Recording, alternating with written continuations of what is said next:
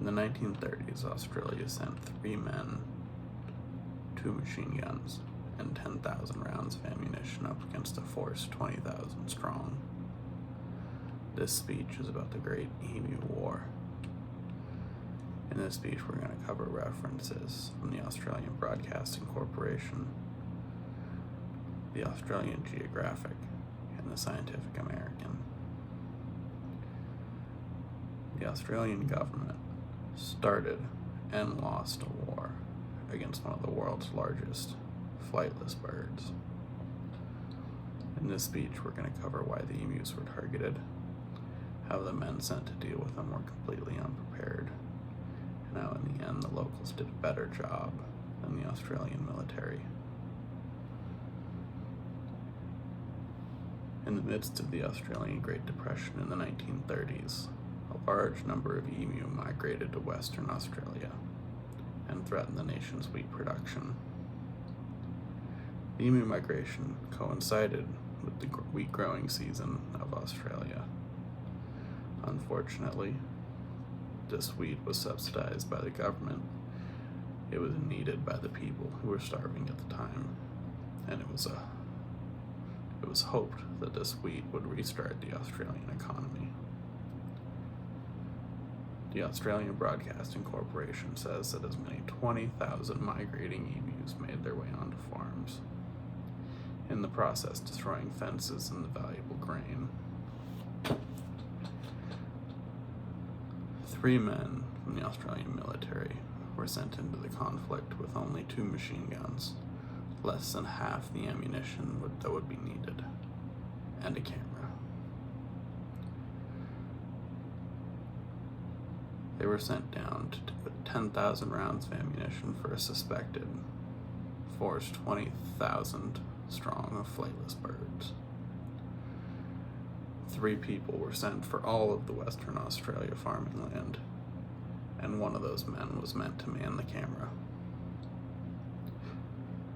The Australian Geographic says that within a week, roughly 2,500 rounds had been fired, and they were only suspected of killing 50 and 200 emu.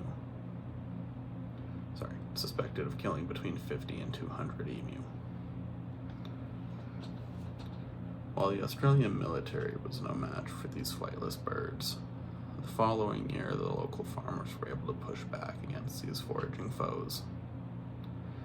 The 3 men sent to deal with the problematic emu killed less than 1,000 in the time that they were there.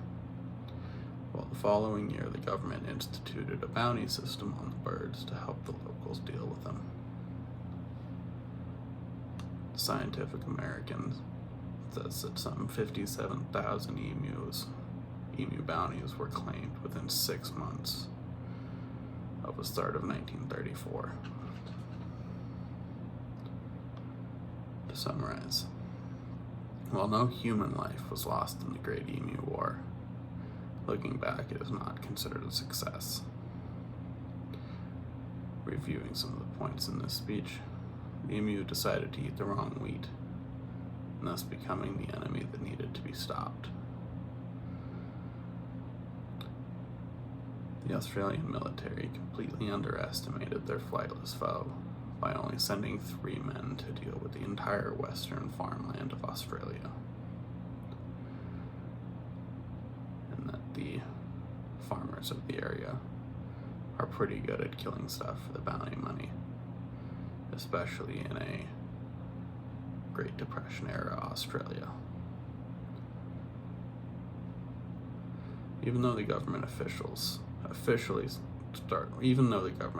started the war with the emu's hit and run tactics on the grain fields led the officials to end the conflict with less than 1,000 emu casualties from the Australian military.